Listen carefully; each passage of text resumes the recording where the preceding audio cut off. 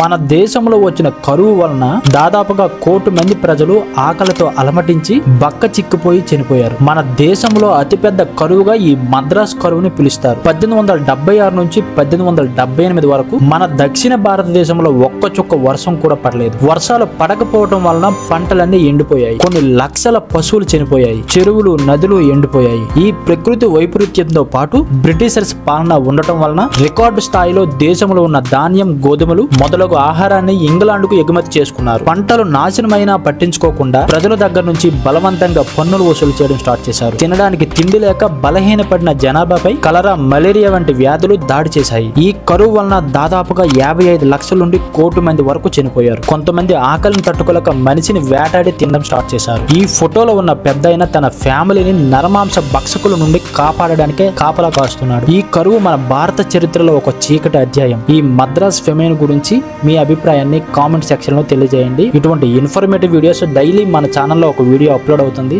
మీరు మిస్ అవ్వకుండా ఉండాలంటే ఈ ఛానల్ని ఇప్పుడే సబ్స్క్రైబ్ అండ్ ఫాలో చేసుకోవడం మాత్రం మర్చిపోకండి.